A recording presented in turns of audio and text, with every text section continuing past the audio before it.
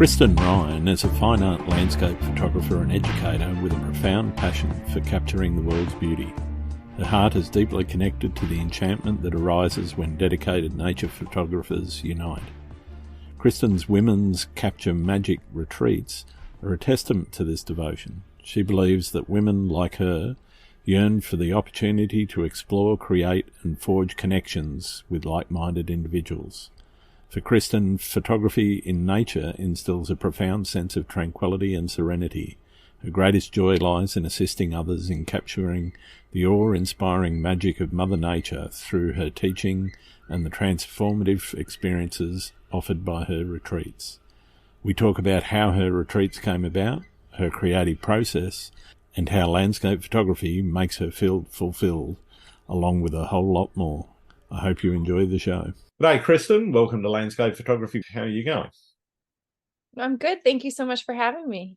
Absolute pleasure. Thank you for taking the time to tell us a bit about yourself and your journey through landscape photography. I'd like to start there and find out a little bit more about how you got started, where the passion came from, and I guess tell everybody that's listening a little bit about yourself. Yeah, so I'm a Midwest photographer. I'm outside Chicago, and I would say my interest in photography and taking pictures has been a part of my life ever since I was little. I always documented life and travel, even from being a young girl. And in my travels post college and as I got married, when I had kids, I started taking lots of pictures of them. I think I was always interested in learning more about the art of photography and how to use my camera. I took a black and white developing class actually when I was at Northwestern for college, but it was an extra class. I didn't get to dive in as much as I wanted to, but so I have 4 kids. They're 17, almost 16, and then 12-year-old twins. And when my twins were born, I started really wanting to learn how to use my camera. And so that's around the time when I decided to take a class and actually figure out what all the buttons do, what the menus are, and how to flip out of auto, which was really enlightening. Since then I realized, oh, that's why like my child running was blurry when the shutter speed was 1/40, and I'd get some good shots, but it was very accidentally. And so I started learning how to use the camera. I just fell in love with it. I felt like so excited to be learning something new and to be creative. And I had 4 little kids, so it was excited to have something for myself. It was pretty quickly after switching over to manual mode and learning that I took a trip out to the Tetons probably about 9 months after I started really immersing myself in photography. And I left the kids at home and I just got to really immerse myself in the nature, mountains. And that's when I think I would say that my switch was turned to take me down that road to landscape photography. That was just like, I think I always loved nature and I loved being out in the Tetons. That's a place I've been going since I don't remember my first trip there because I was so little when my grandparents had a home there. And so being there, I think with my camera, actually knowing what to do with it was one of the most amazing weekends that I've ever had. And it just started my journey into moving towards landscape photography. Fantastic. Yeah, my kids got me switched over off of auto, but once I got there and got out in nature, that kind of took me down that landscape and nature path. So yeah. So was that where it started to become an art for you as opposed to a means of recording what you saw? Yeah, I think so, because I always really enjoyed documenting and being creative. And I always had a vision with my kids of what I wanted to capture, but didn't know how. I'd know when I got it, but I didn't really know how I got it.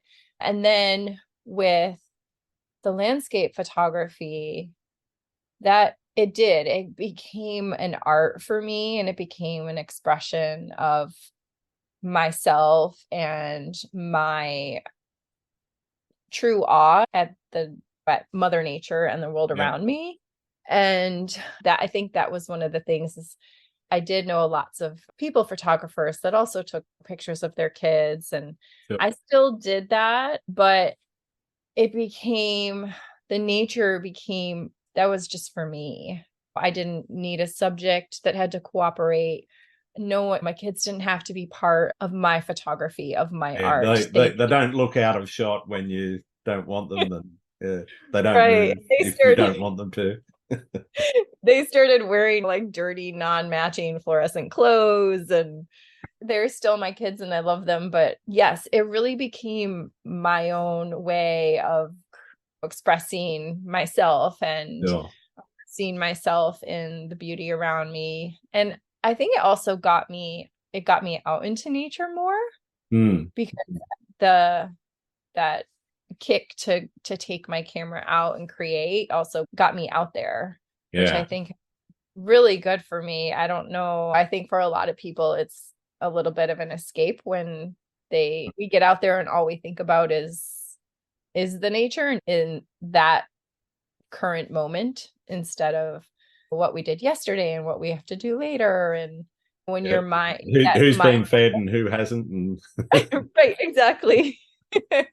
sure. I That's really helpful because it brings me right into the present moment. I don't worry about things. I'm only thinking about what it is that has my full attention Mm. in front of me, whether that's the grand scene or something more detailed. And Yeah. I love that. Yeah, So, fantastic. I yeah. guess a lot of photographers talk about getting into that flow state. How does that sort of work for you? Is it something that you find really easy now to flip into, or is it something that always takes a little bit of time? For me, I feel like it's much easier when I travel. Mm. I don't get to do a lot of photography when I'm at home because it's harder to escape, Yep. and justify telling them I'm just disappearing at sunset or whenever. Sometimes I get to, but when I travel, it's not hard for me to, once I'm out there with my camera without other things that are weighing on me, then that's when I feel like I get much more calm. Mm. Also with that sense of excitement. It's like that easy sense of excitement Yep. to just be in nature and with my camera and feel like that is really all I need to be thinking about. And that's Sure. definitely a release for me. And then I just tend to respond to whatever is in front of me that Mm. makes me pause. At home, I find it much harder because I feel like my brain is more weighed down by all Yeah. the things that I maybe could or should be doing. How about you? Yeah, for me, it's a little bit easier because my kids are a little bit older now, but so we're not doing a lot of that chasing around. Funnily enough, my middle child, she's 27 now. Blimey. She actually asked if I was going out this weekend to do a sunrise shoot because she wanted to come out and enjoy the sunrise with me, which happens occasionally. They certainly don't always ask, and they don't always want to come with me at Yeah. ridiculous o'clock. Yes. None of mine ever asked to go out for a sunrise with me. That is definitely not something they're Yeah, interested in doing. what you mean? Get up at 3 a.m.? You're joking, you know? My daughter sometimes tells she's one of my 12-year-old. I have one of my four is a girl. And sometimes she tells me that she wants to come and be my assistant on my Hmm. ladies landscape retreats. And I tell her, I said, that's a really nice idea, but I really don't think that you would be very happy getting up at really early hours of the Yeah, day. But yeah, it's cute that she's interested. yeah. My kids will always say, "Look, mom, you got your clouds," when there's pretty clouds floating by. So Yep, yep, yep. Yeah. I do get the occasional shot sent to me saying you would have really liked this sunset or something. There's a nice sky. And it's yeah. usually when I'm doing something mundane like mowing the lawn or whatever. Yeah, I was napping on our most recent trip when we got to like a new spot and it was raining and I was really tired and I had to take a little nap. And when I got up, my son goes, "Yeah, there was this one moment that you would have really liked the light and you would have wanted to take a picture," because he said the light was like streaming through the clouds and creating some interesting light. So I thought was interesting that that you would have liked that moment. Yeah, I think it's quite interesting the effect that photographers' work can have on their relations, their family, because I know my wife, she'll come in while I'm editing or something. Oh, that's pretty, or whatever. Yeah. You know, that's about the most praise I normally get, which is fine by me. That's okay. Yeah. Yeah, it's nice It's when not they my market. appreciate it, even if they don't always understand our craziness. Yeah. My husband will definitely be like, "Oh, I really like this one. Why don't you print that one?" Yeah. They don't quite get the obsession, but they get that it's your thing and that it's something that's important to you. Yes, yes, which is Yeah. good, right? Oh, absolutely. Absolutely. I'm interested in how you motivate yourself, particularly having the family and to actually get out and do things on your own. It's very difficult. I know from personal experience that you've got things to do and people to look after. How do you balance that? Um, yeah, it's definitely a challenge. Sometimes I feel like I balance it better than other times. Like I said, it actually does tend to be easier for me when I'm actually out of town Sure. because when I'm gone, I know they just have to manage on their own because I'm not there.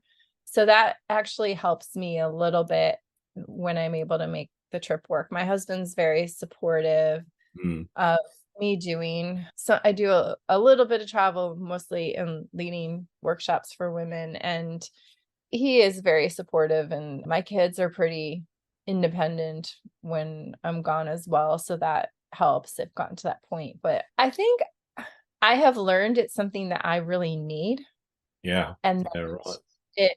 it feeds me in an important way when I come back from a trip or even when I do get out at home. One of the reasons it's hard for me to get out at home because I can go out during the school day sometimes, but there is always stuff to do and Yep. I'm a slow editor. So I'm always Right. like, oh, I have all these images that I want to work on already. So sometimes that actually also keeps me from going out as much at home just because like I need more images, like I need a hole in the head sometimes. Oh my God, I haven't gotten to all of these. But whenever I go, I know that I need it. It makes me calmer and it makes me a better mom. When I go on my trips, I feel I have a really hard time leaving. I have a lot of anxiety before I go, but once I get somewhere and I'm immersed in the nature, I'm always reminded of why that's important for me to do. Yeah. And that it makes me a more fulfilled person, which makes me a better wife and mom to have something that is inspiring to me, is challenging for me, and is something that is just mine Yeah. because most Yeah. of the time that I'm home, I'm really focused on what everyone else needs. And I think it's so that it just keeps reminding me, you need this, you need to keep doing it. My kids will be grown. My first one's going to go to college next year. They're going to grow up. And I think it's important to keep aspects of myself. Yeah. And I just really need that connection to nature. And when I lead my workshops, I have that connection to people that share my passion. And those connections have become just as important to me as even the photography. Sure. Sure. I think even when I know that it's hard, I know I'm doing the right thing. And I think it's really good for my kids to see that I have something I'm passionate about and to see that I do something that I'm really excited about. and it forces them to be a little more independent as Absolutely. well. Yeah. Yeah. So That's though, great. yeah, but it's not always an easy balance. Like when I plan my workshops, I'm like waiting for my daughter's dance competition schedule and making sure, trying to find out when my son's senior things are. Like my stuff it tends to come after I have, Yeah. which I always like, I'm like, okay, I worked so hard on all this. And I'm like scheduling around a 12-year-old's dance, which seems sometimes silly, Yeah. but I know like they're only little ones, and That's exactly it. You've got to give them the opportunities that they can get when they're that age. yeah. So I just work around that. And I think the other thing is sometimes I feel like I would like to be out more, whether it's at home or traveling, but it does make my opportunities when I am out just that much more valuable. Mm. And I'm really grateful for those opportunities. And I also think it's taught me to see beauty and in a like a deeper way, Yeah. because it's not, oh, I can just go out anytime the clouds look good, or I can hop on a plane whenever. Yeah. I can't. So when I go somewhere, it's, well, whatever I get is what I get, and Yep. The finding conditions are what they are. Yeah. right. And so I think that's taught me to see, definitely to see some beauty in various situations that I might not have, especially when I first started out. So, Yeah. yeah. I'm interested in how you plan. Obviously, you talked a little bit about having to move things in around other things in your life, and I think everybody does that to a certain degree.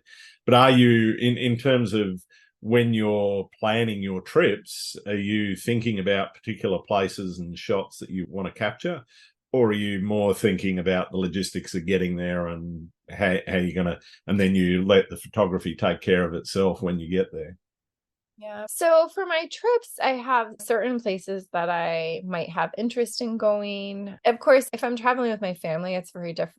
Sometimes we go places that or I might want to see as a Sure. photographer, but it goes different with my family. And then I Yep. have photography focus trips, which often line up with also leading a workshop. And then I'll give myself a couple extra days, whether it's partly for scouting, partly for my own enjoyment of shooting. Sure. Sure. So usually some of it is availability in my schedule. Hmm. Some of it is designed based on when a good time for that particular place might be. When I'm there, when I'm leading a workshop, if there are certain locations that I know people want to see, of course, that may be an iconic location or whatnot, that is something that I plan Yeah. for Yeah. them. And there's there's often places that I might say plan to go, say for sunrise or for sunset, or just that I want to spend time at, but I don't usually have one specific shot that I Yeah. Right. get. Or sometimes if you go to a place that you want to see an iconic location, I might go and I might take that shot, but Yep. I'm usually, I don't really plan things out to it. I'm not planning things out to a T. I'm more just trying to experience the place and let that guide me. Mm, mm, mm. So In terms of goals, is that something that you set yourself in your photography, or do you think it's important to have goals in your photography? I think it can be good to have goals in your photography. I feel like I had more goals early on. I think I came into my business, so to speak, of leading ladies retreats and teaching pretty organically. I didn't set out to have a business. I just fell in love with landscape photography. I started Sure. teaching an online workshop that developed a community. That the forum I taught on was primarily women, so it developed relationships, and then that led me to wanting to create an in-person experience. And I didn't really have, I didn't have some goal of having a business or leading a certain number of workshops or whatnot. I just followed what I loved to do. Mm-hmm. And I would have a lot of different ideas in my head. And sometimes maybe I could call that a goal. I've had a particularly busy year this last year, both with my kids and some minor health things that zapped a lot of energy. And I took not a, I guess, a step back a little less time online. And just, I had some ideas of things I wanted to do. And I just realized I don't have the energy right now. Yeah. I'm doing my in-person retreats. I have my kids. I have these ideas, but right now isn't the time. And that's okay. Yeah. And I said, I love photography. I love getting out. I love coming back with those moments that made me pause, that took me fully into the nature and appreciating our world. And I think that's my main goal right now. Right. Which seems like weird, but just to keep following what makes me inspired to be out with my camera Yeah. and to take pictures and to share with other people and to connect with them. Okay. And feel like if I keep doing that, that I hope that just keeps leading me in the Yeah. same direction I'm going. And I do have a couple ideas. Just for example, I really have wanted to create a portfolio coffee table book of the Tetons and Yeah. images from there. That's something that I would say is a goal of mine to do. Mm. But I'm not quite sure when I'm going to do it. Yeah. Um, No. I think yeah, I think that's quite a positive way to look at it, though, and recognizing that it's something that's there and that you want to do, but you're not quite ready to do it, or you're not quite sure exactly how to approach it, and working out that approach is necessary in the steps that you've got to take, rather than rushing in to go, oh, I'm going to take all the photos I can of the Tetons and then put them on the table and work out what goes in a book, which is a yeah, way of doing it, but yeah. yeah. And when I like business wise, I have increased my number of retreats and I'd have ideas. Oh, I want to add one here, there. And, but then life didn't allow me to take Sure. another scouting trip. And I'm not very complacent. I'm always wanting to improve, always wanting to grow, do new things. But I think that actually I almost set a goal for myself of being a little like more content in Yeah. just Yeah. where I'm at and allowing myself to just be, which is like hard Yeah. sometimes when you're like, especially when you have wanderlust and you want to go to all the places and Sure. that kind Sure. of thing. Yeah, it's probably good for me to just be like, okay, this is good. I'm enjoying what I'm doing and I'm going to keep doing what I love and let it keep leading me Yeah. down that path. And I just I just feel like it's so important to keep shooting what makes you feel inspired and to help. If I can just keep helping people do that same thing for themselves in my workshops and the Yeah. people I'm with in my teaching, that's like my main goal. Yeah. That's why we picked up the camera in the That's it. first place. Yeah. So, So is yeah. that what success in your photography looks like for you, being content with it? I think being happy and excited by what is on my viewfinder and ultimately when I am on my computer, because sometimes I get back to the computer, I'm like, oh, maybe that's not as good as I Yeah, thought. what you saw on the back of the camera isn't quite what you get on the computer, is Yeah, it? although you don't you have those other times where you get back to the computer, like, oh, I didn't think that was good, but I like that. But yeah, I think when you're out there and you look at the back of your camera and you have that when you like take that breath, oh, I love that. I need to edit this now. Yeah. That's that excitement, that enthusiasm, feeling like, oh, look at that. And then feeling like what you got in the camera reflects that moment that made you excited. Mm. I feel like that's what it's all about, I think, for me. And to see that happen for like the ladies in my workshops when they feel like that is exciting. Yeah. Yeah. Yeah, I really think that's, That's cool. No yeah. problem. Because I think that's why we take pictures, because we're Absolutely. about what we see. Yeah. And to have that feeling in yourself that you love what you captured is, I think that is the feeling of success. Absolutely. So, Yeah. No, that's great.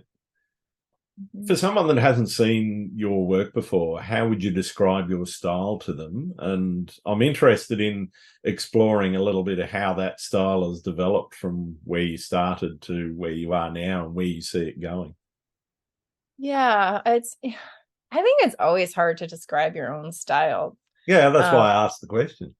yeah, I haven't really thought about giving it words all that recently, but I think colorful, I tend to lean towards color. Yeah, Um, Although maybe not as colorful as I used to be. Really drawn to color, but I'm actually drawn to just light and softness even as much as the burners. yeah, yeah. I'm trying to think what words I would really use. I don't know how I would best describe my work. I feel like for me it's just reflective, but Yeah. Right. uh, I'm not sure. I don't Okay, know how that's fine. Not a I mean, problem. definitely colorful, but I do tend to I don't stick with one subject or one set of tones. Mm, I love the grand landscapes, but I've also become very intrigued with more intimate, especially intimate landscapes with my yeah. telephoto lens. Yeah, So I think I zooming into some of those details can be very rewarding when, both out in the field, just looking for those smaller compositions where tightly cropped into an aspect of the scene.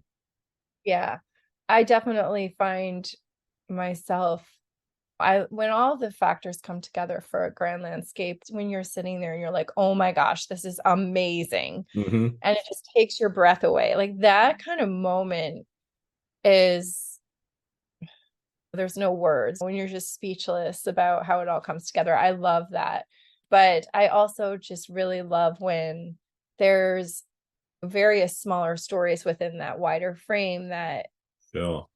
I can use a longer focal length and tell those different stories and capture those details. And quite often those, even if I'm like in awe of the grander scene, oftentimes I find that the smaller ones are my favorite images Mm, that I keep going back to. I do think I'm drawn, for me, there's a softness about my imagery. Not to say that it's not in focus, but I think I seek calm and serenity yeah. and a bit of order. I don't think that my images are chaotic. Mm. I think my life is chaotic. So I seek my images to be without chaos and Yeah. with a sense of serenity and softness is not the right word. There's another word that I'm looking that is like in the back of my head, but Okay. that like peace, something like peacefulness, that just that sense of awe and calm about being out in nature Yeah. is Yeah. the way is what I seek to create in my imagery. Yep. And I would hope that that comes across to a viewer. It comes across to me. Yeah, it When certainly comes across to me. My description would be fairly naturalistic, so you're not trying to take things out to bizarre levels that scenes that aren't really there. Though that said, as you said, some of the intimate scenes, the abstraction of the yeah, smaller scene in the grand landscape, I think, is a really good technique for taking the viewer out of themselves and out of the scene and into something that's a little bit, I guess, something that something unseen, something that they wouldn't normally focus yeah, on in if they were standing at a lookout on the Grand Tetons, for example. right, That yeah, vista in front of them, they might see that as an element, but they might not sit down and focus on it. Yeah. Yeah. I think so, definitely. I'm very drawn to using long exposures to whether it's water or clouds, that just that softness, and that that's a technique I love. And I think part of it is that. Yeah, it's that trick of the light that the eye can't do. Yes. Yes, exactly. Yeah. Yeah. How do you balance that desire to create something that's original and unique with Mm. the need to also stay true to the natural environment and the reality of the scene? I think you do that quite successfully. I'm just interested in your take on Yeah, I do think that using a technique like a long exposure, or in certain situations, say intentional camera movement, when I'm in the like a beach type of setting, water, or with trees, I do that sometimes as well. it. Mm, I like to use those techniques that maybe will create something a little bit original, because different shutter speeds at different times create a different look that might be somehow unique, or at least unique to my own vision, or is the vision that I'm having in that moment. Those kinds of things can help me, or finding that less obvious part of the scene in front of me. So where light might be hitting, or if there's fog, just finding those spots. And then I do definitely post process to stay pretty true to the scene. I'm generally editing to bring out in me the emotion that I yeah, felt as I stood there. So with some images that might be less editing than others, but sure. my goal is for it to feel to me, to bring the emotion out in myself that I felt when I pressed the shutter. Yeah. And I see that as being successful if it brings me to that emotion. But if it is completely unrealistic to what I actually saw, then it wouldn't actually feel like, wouldn't bring that emotion to me, because it would now be something that I Yeah. wasn't witnessing. But I think sometimes we do see things, we can have a vision that is slightly elevated from the reality, Hmm. if that makes sense, No, right? I know what you mean. Yeah. So, you can be standing there, you can see, sometimes I think we can see, oh, maybe this isn't as something as you might want it to be. As well, I can really see how you can play. This feels really moody to me. Yeah. And I Yeah. love that. Maybe You you're can editing. intensify that moodiness Yeah, you or dial it intensify, back. or you're right, or dial it back, or depending on how you felt in that moment and what you might want to express. So maybe it's a little elevated or enhanced beyond that Sure. present scene, what someone else might not have felt, but it's how you felt and what you Yeah. saw. Yeah.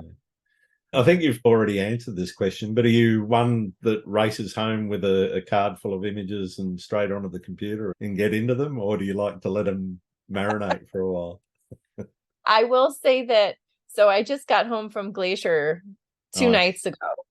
And once upon a time, I brought my laptop with me just so I could upload, as just so that they'd be on the computer. Now I've stopped just because it's too heavy. I have too much other stuff. But I definitely, as I was cleaning up my kitchen when I got home, I had my images uploading Yeah. to go through. I like to upload them, and I like to go through them all and delete anything that I really is not going to work, and to star some like ones that I envision wanting to go back Yeah. to. Tag the ones you know you're going to get into. Yeah. Yeah. But editing wise, like I take forever, and I flip between trips, and I don't even always edit my favorites right away, which I think is weird. So, I think some people think I'm nuts. So I was like, yeah, sometimes I won't edit like my favorite till a long time later. And they're like, what's wrong with you? And I'm like, or sometimes maybe I'll edit one but I won't share it for a long time. Yeah. And I think the reason for not editing it, some of my favorites, I think it's just because I love them so much And it was such a special moment that I just want I want to keep it to still happen. It's like I want it to still be able to go back to it. And once I've edited it, it's Done. Yeah. done. Yeah. I know it's so strange, but I don't know. It's a positive and a negative, because sometimes when I'm like going to do a webinar or something like that, and I'm like going back searching for a particular kind of image, Yep. and I'll be scrolling through my catalog, seeing all these starred images, and I'm like, oh my God, I'm like never going to get to them. It makes me sad. But at the same time, like I love that I can go back to and something older, and it takes me back to those moments. And so I find that, and I don't like to edit the same. I like to mix it up. So I love to edit one from it might be the same trip, but even if I have different scenes, different scenes, even if I have 10 that I really love from one morning, like I will never edit them all at the same time. I just like variety, I think. And yeah, so I definitely take a while, and I tend to be slow.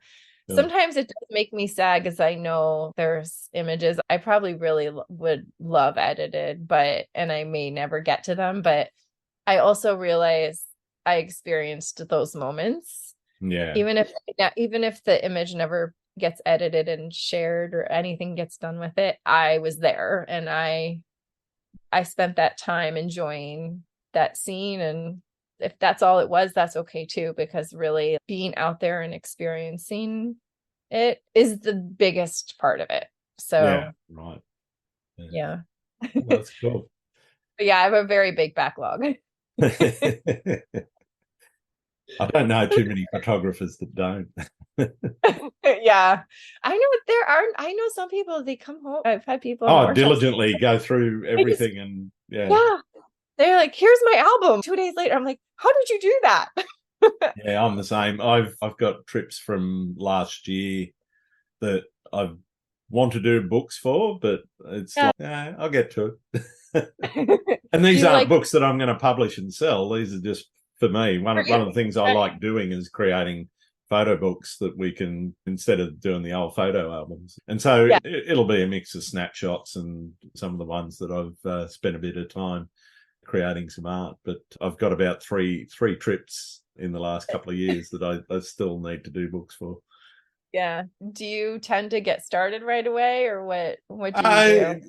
Yes and no. It depends. It depends a bit on what's going on in life as well. Sometimes you get back and it's like, all right, all I'm going to do is just make sure that they're backed up onto the computer, and then I've got cloud backup and other storage here, so that at least it's backed up. It's not going to disappear. Yes. So that if I drown the camera with the card that's full of shots, I'm not going to lose anything. But yeah, beyond that, sometimes I will get in and I will do an entire shoot all in one sitting if I can. But there's other times when you just can't do it. Sometimes like you, I want to savor that one a little bit longer and leave it. But mostly I will go for the bangers first. Yeah.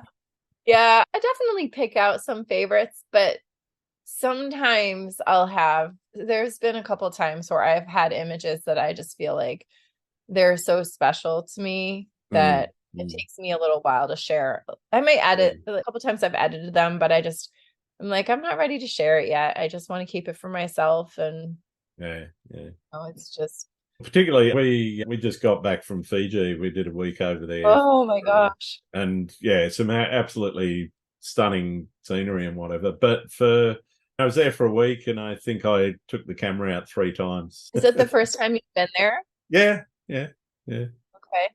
It wasn't a photography trip. We were there for a friend's 50th, so that was the focus. But I took some shots. I'm happy with what I got. I'm just now I didn't edit any or anything. I didn't, like you, I wasn't going to pack the laptop and take it with me. It's a couple extra kilos. I think you're much closer. You're much closer, I think, to Fiji than I am. Oh, yeah. It's only, I think it's about a 5-hour flight. I told my husband that when my youngest 2 go off to college, that's where we have to go. Oh, definitely. I'd recommend it. It's a stunning place.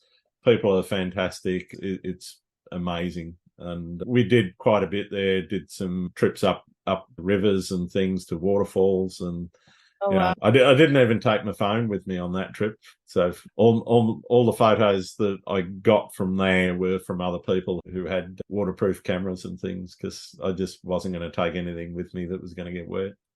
It sounds amazing. That Yeah, sounds oh, amazing. it was. It was an amazing trip. But getting back to you and your stuff, I'm interested in talking a little bit about the workshops. How did that start for you, and how did you start developing that into your business? Yeah, so like I mentioned earlier, I had started teaching an online landscape photography class. It was back with a forum called Click and Mom's company, and they had some photo classes, and I had taken some classes with them. And then, when I really dove into the landscape photography, and they didn't have anything like that. So I started teaching, I pitched a class to them, and so I started teaching this 4-week online class. And Right, I started teaching that in 2014. right, right.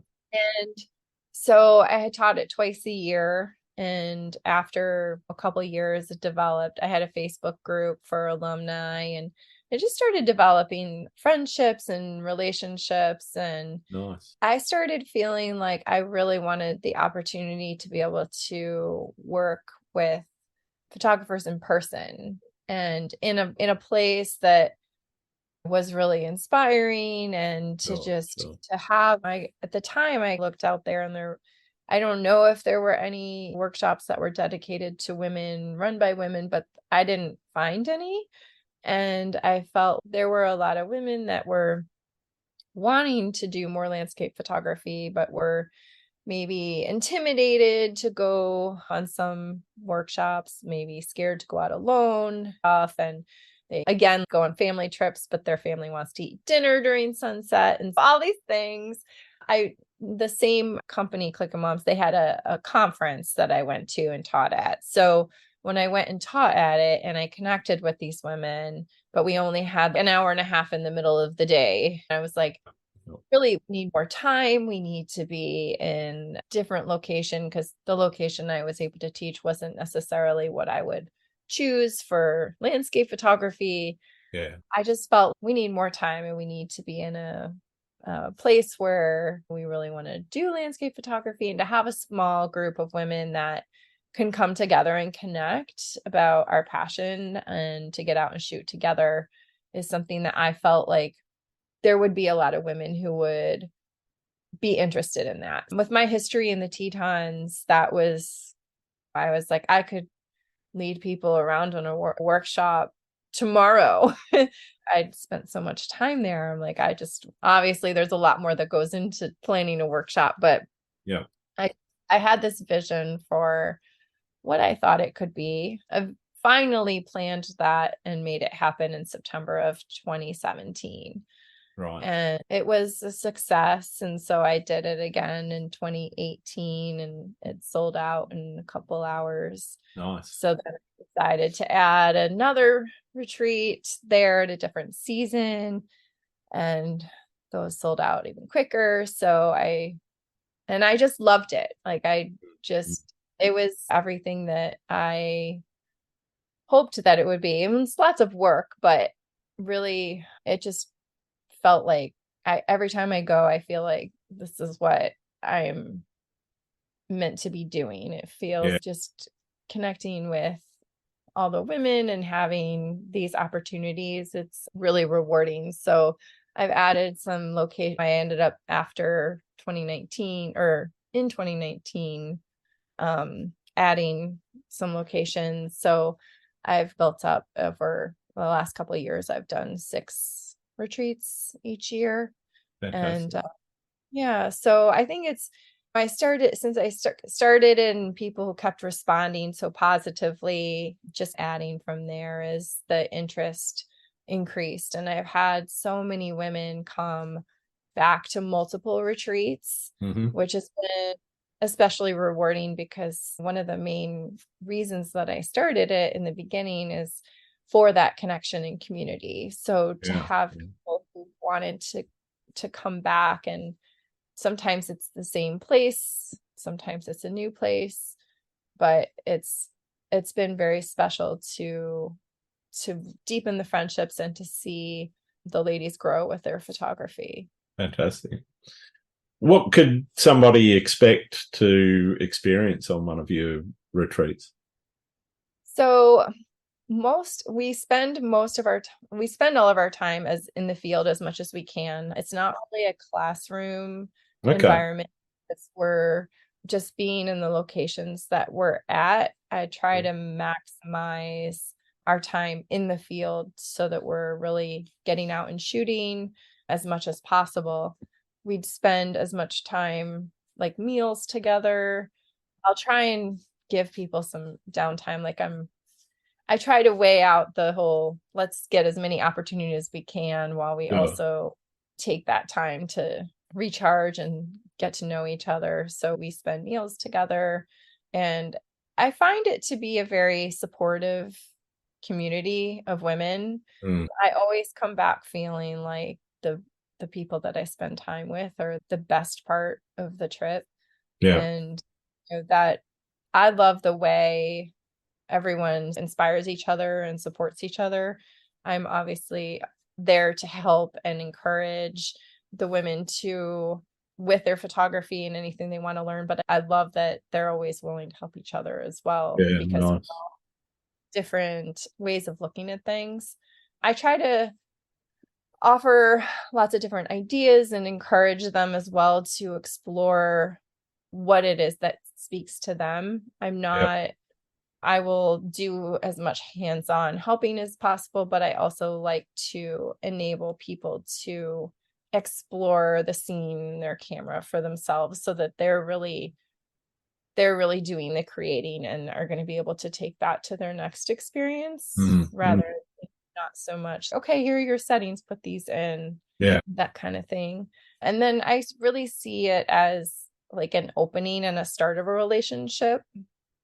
So I try to, like I said, that sense of community and friendship, and not just, okay, you came, see it. So awesome. That that's the way that. No, it sounds really lovely, and it's fantastic that it's been such a success for you. Yeah, I feel really fortunate. I just came home from Glacier and I had 7 ladies there, and 5 of them were past retreat attendees. A couple of them who've been on several retreats before. And I just feel very thankful to do something that I love so much, to come away just feeling so filled up. I'm exhausted.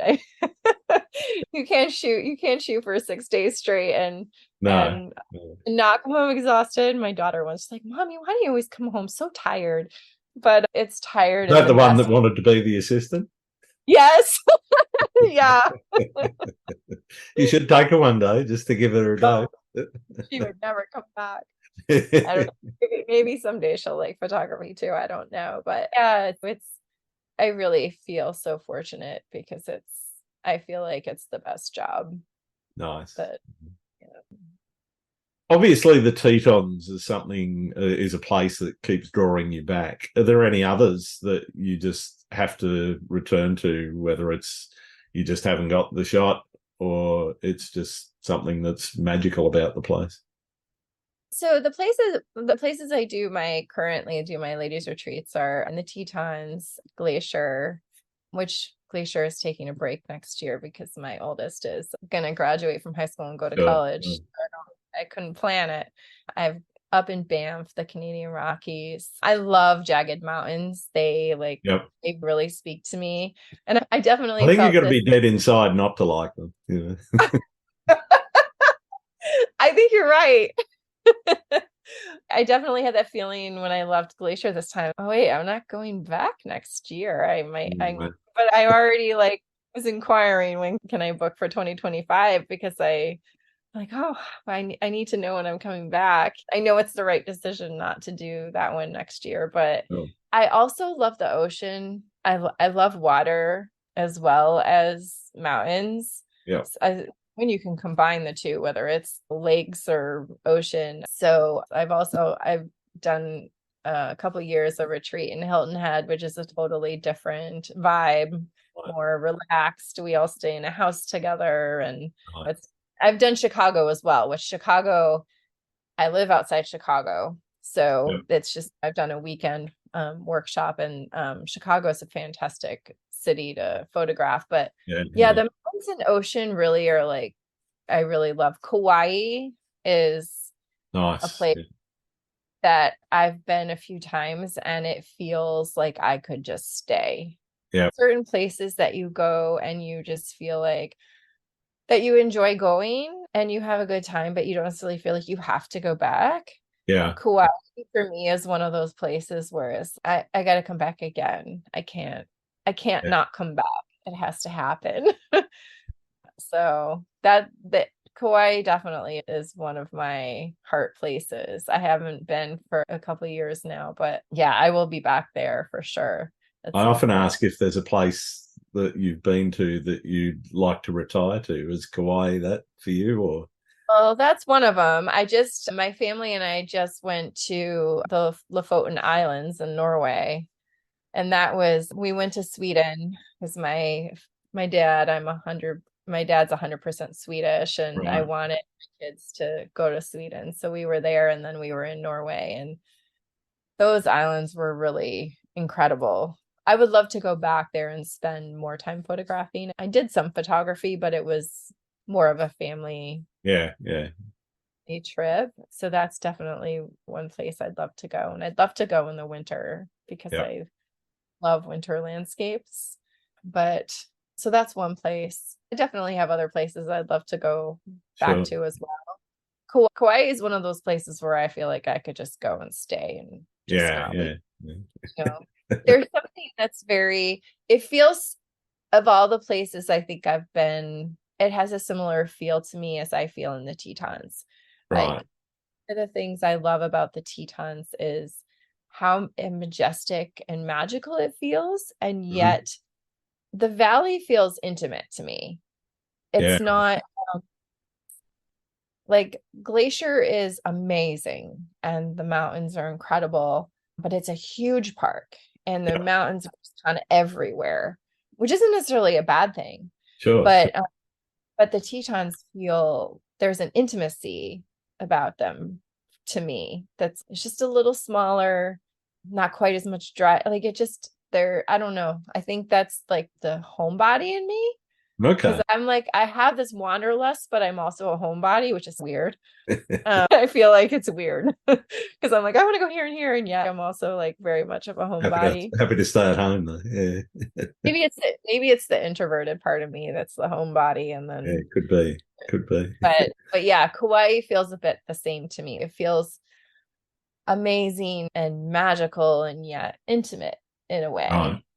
So the Tetons and Kauai have a similar type of feel for me, even though they're two totally different landscapes. Sure. What else is still on the bucket list? Oh gosh, lots of places.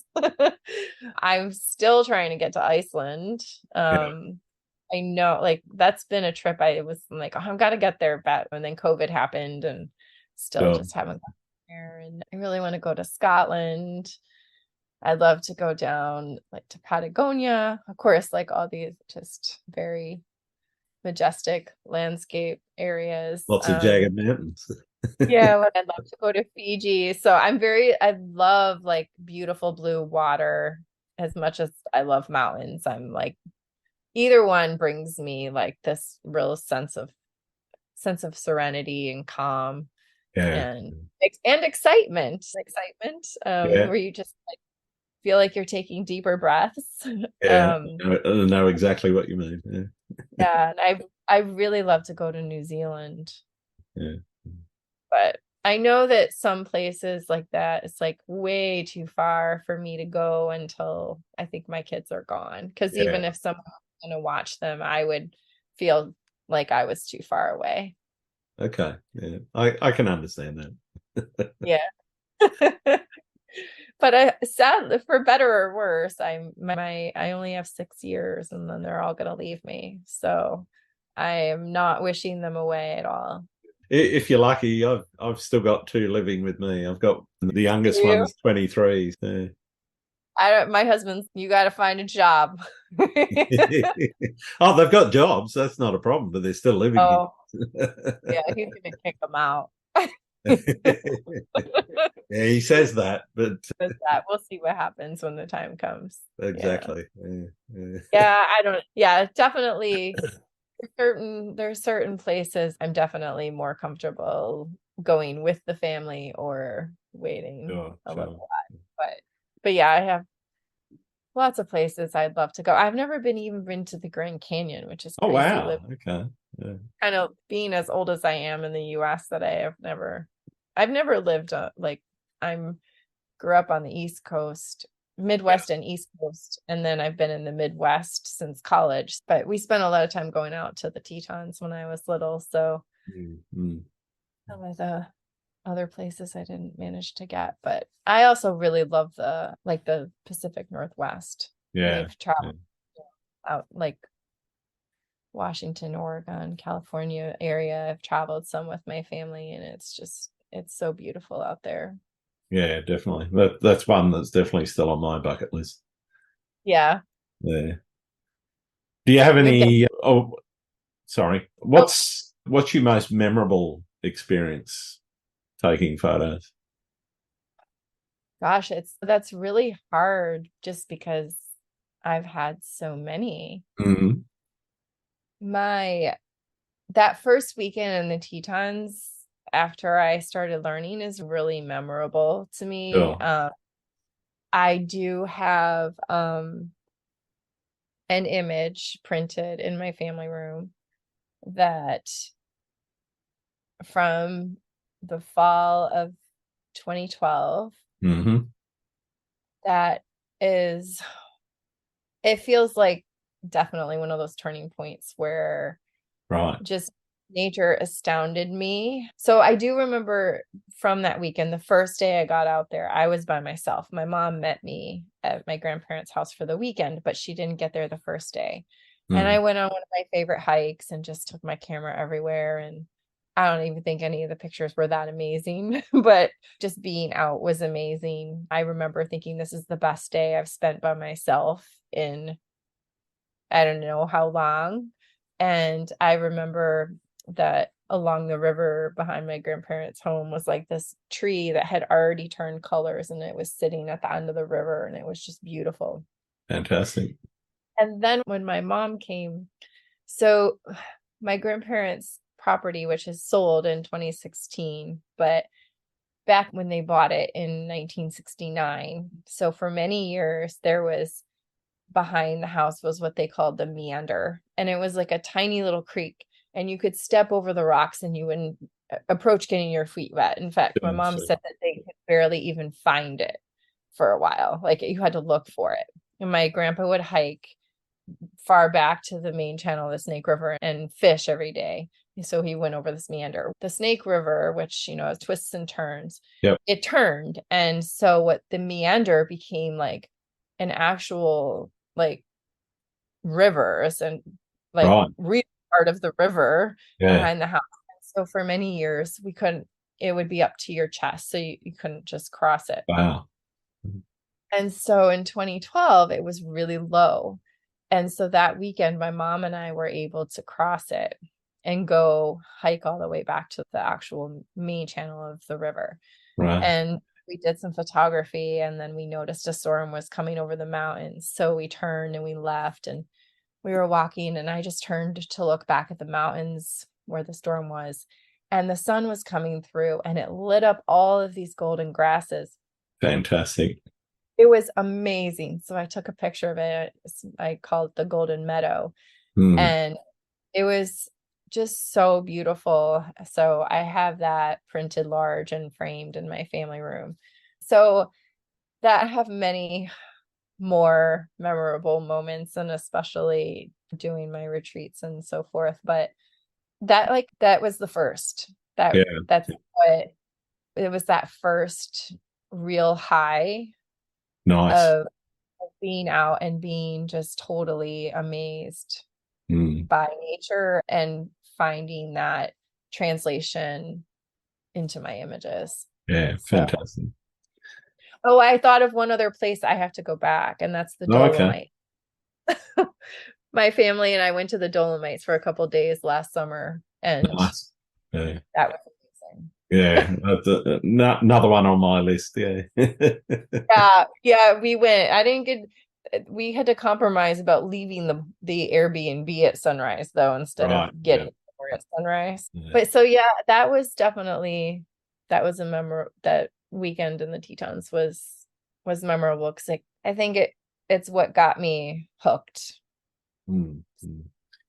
Everyone has those moments when they're not inspired and they have that challenge of trying to get themselves inspired again. How do you go about that process of re-inspiring yourself when the creative juices just Yeah, aren't flowing? and it's not there. So one of my, I guess one of the things I do is I don't worry about it too much. Yeah. If I'm not feeling like picking up my camera, I just don't for the most part. If I'm feeling that way, I feel like it's usually because I have a lot going on at home. I am stressed about something at home. I have things I need to be taken care of. And I just allow myself to do those other things that Yeah. are needing to be done.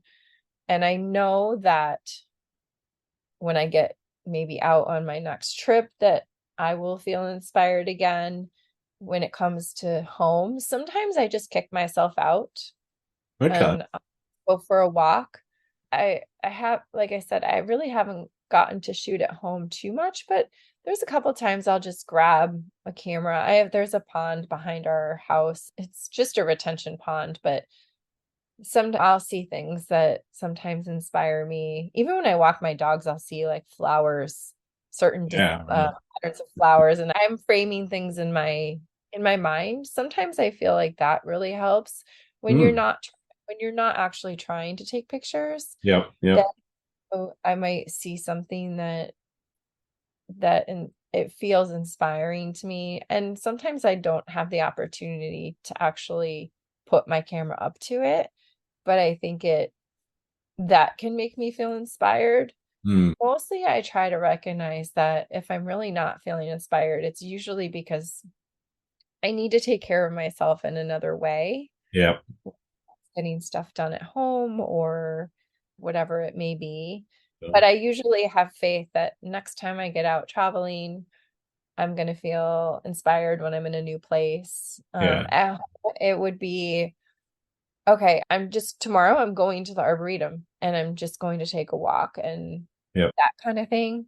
Sure. So, for someone who maybe doesn't have a trip planned, that would be something that I would do. I would just carve out like a morning for myself where I decide that I'm gonna go, or I just grab the camera and walk around my pond. And if I see something great, and if I don't, that's okay too. Yeah. I tend to just respond to things that I see rather I'm not like for example, I'm so inspired by people who can take like food photography and Mm. Okay. design it like to look amazing. Yeah. Like I have one friend in mind who she is amazing. She but it's very organized and planned and set up. I'm so not that kind of Not a photographer. photographer. But Yeah. I think it's amazing. I'm more just I might see something out by the pond and be like, oh, I should take my camera there. Or I see it while I'm walking the dogs, Right. and that's how I respond. But mostly I just think if we're not inspired, there's probably something else we have to do for ourselves. Yeah. Or that's Absolutely. for me. I feel like if I'm in the right mindset, I will probably see something that inspires me. Mm-hmm. But if I'm weighed down by busyness or routine or worries of something, then I'm less inspired. But sometimes I do kick myself out to say, because I know that if I get out there, then it can help me if I'm in a less than ideal emotional place. Sure. But What do you see as being the biggest challenge facing photographers right now?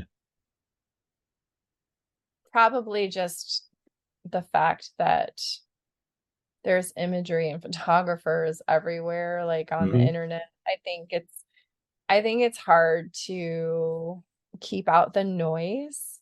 Yeah. Yep.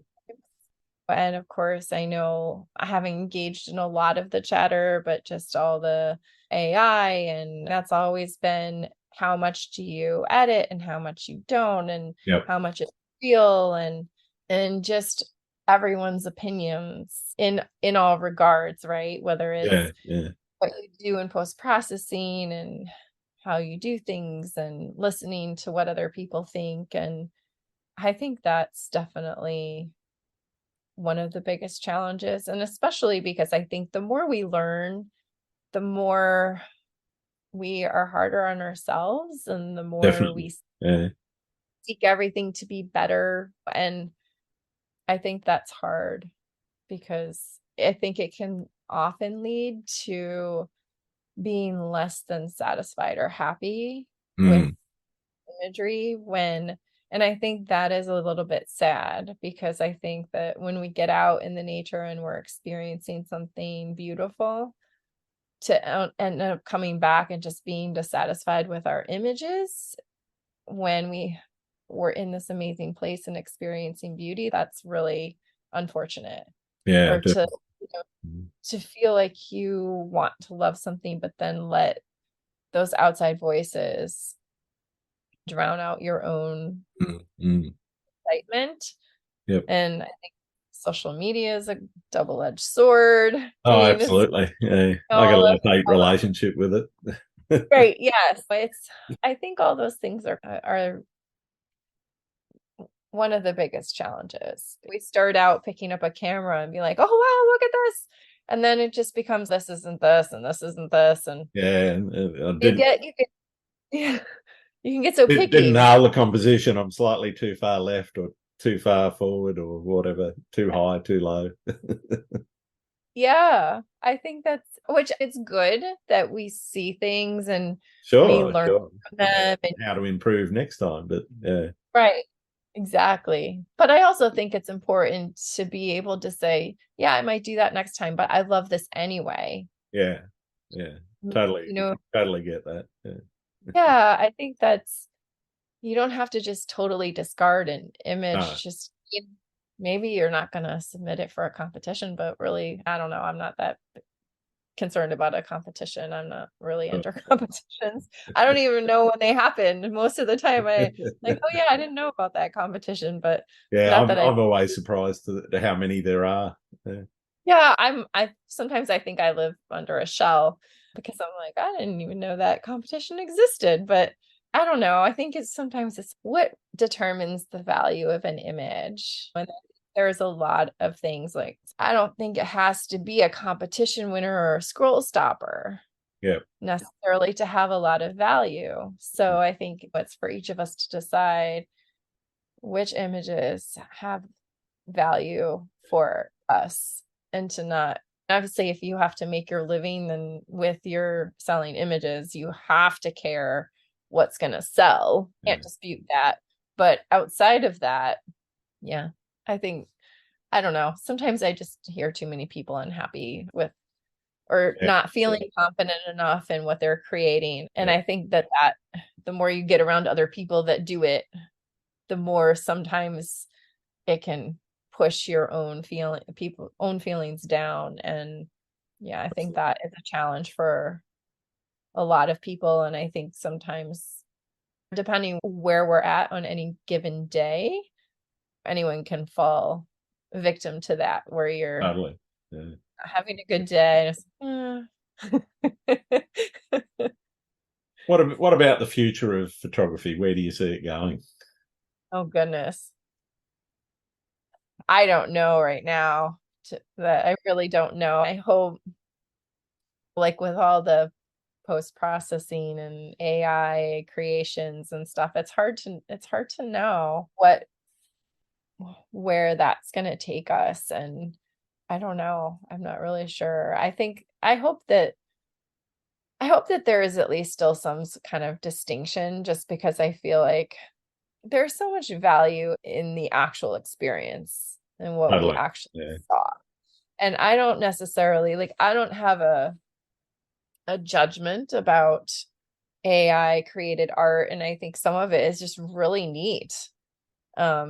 And very visually appealing. And I Yeah. think that Yeah. digital art is an art, and I don't think that's necessarily should be discounted, but being out in the moment and capturing, creating imagery from our cameras that actually reflects the moment is also, to me, really valuable for Yeah. the creator and for Yeah. others who view it. I So can see AI impacting commercial photography, possibly yeah. even the modeling industry, Uh-huh. probably much more than it will the landscape photography, because, as you said, that authenticity of being out in nature, being out in the field itself, and that experience Yeah. has a value of its own, which simply can't be. Yes, I could type in a prompt that will give me a beautiful shot of Lofoten, for example, but I've never been there. Right. So And what what I'm meaning missing is out that going to on have is for the journey there, the cost, and the value of actually putting myself standing in that place. And for me, I see that in itself has intrinsic value in photography. And I don't think that's going to disappear. I can see, though, if you're a photographer for Coke, that the advertising gurus there will say, okay, he costs this much. I can type a few words, or I can pay somebody a lot less to type a few words and give me an image that looks much the same. And Yeah, so they're going to make commercial decisions around that, which I think are going to have impacts on the industry. yeah, I think you're right, because when it comes down to it in a situation like that, it's what is going to sell, what will Exactly. market our product the best. Yeah. And I can see also how that takes photographers of any genre, including landscape, down that path. Because Oh, totally. Yeah. let's face it, if I go out, there's the elements.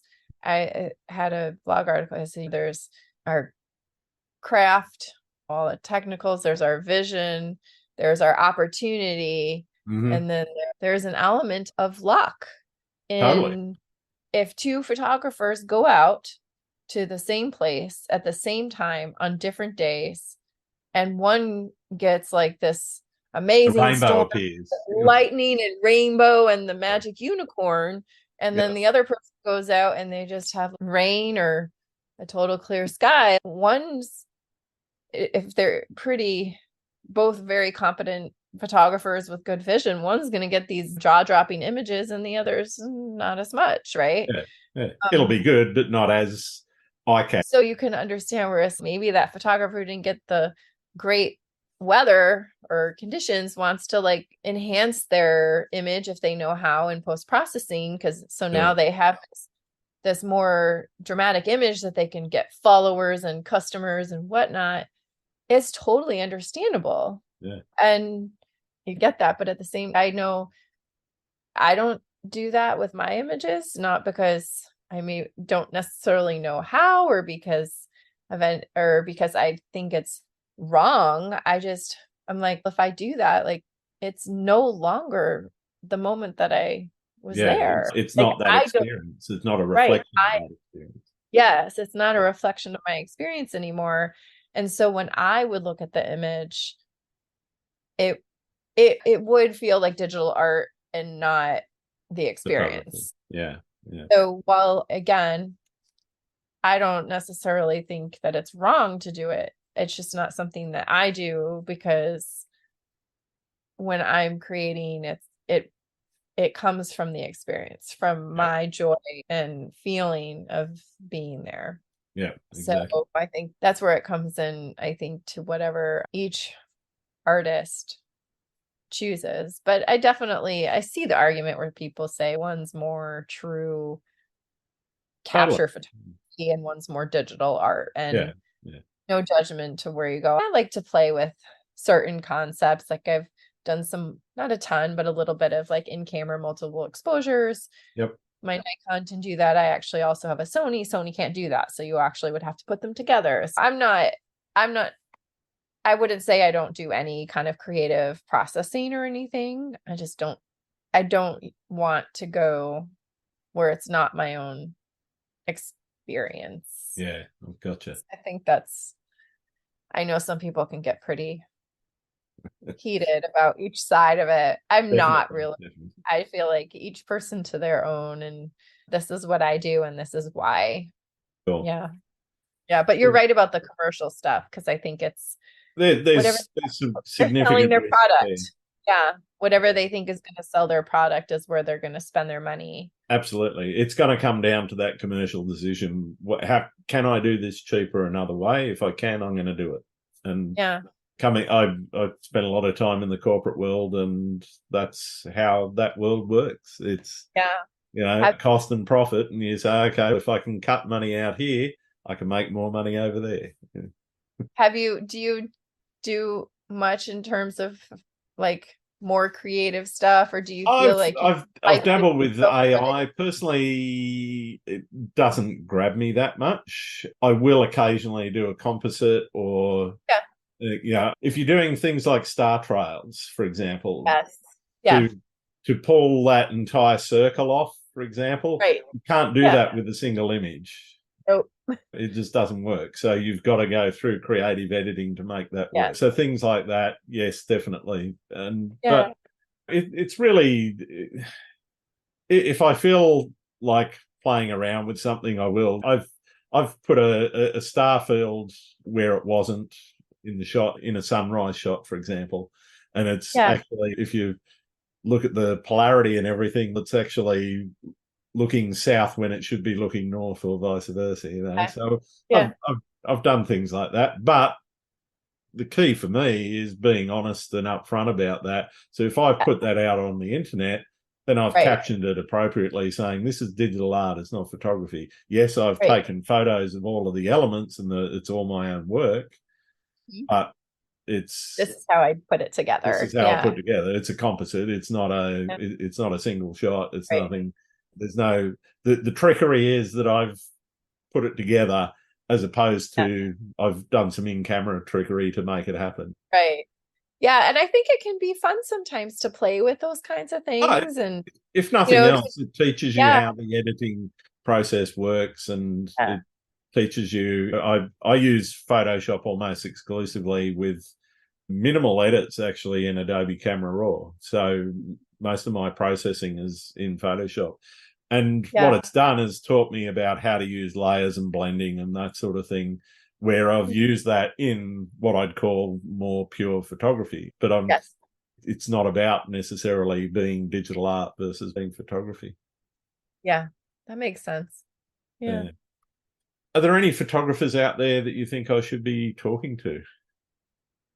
Oh boy, I didn't think about it. I didn't look at your list of who, like, check and see who you might not Just have. throw a couple of names at me. We'll work it out. Have you?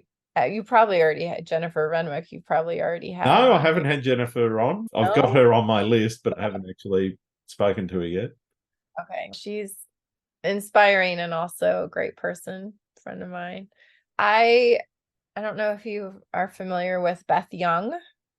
I've seen some of her work, yes.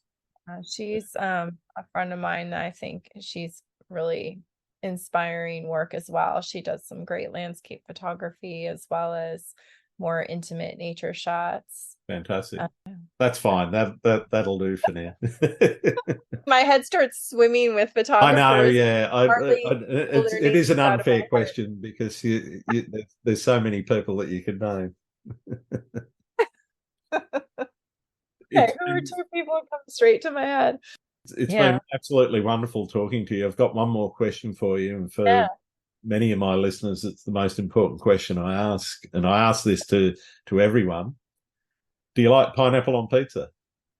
I'm okay with pineapple on pizza. I don't usually order it. However, I'm the same. I like it.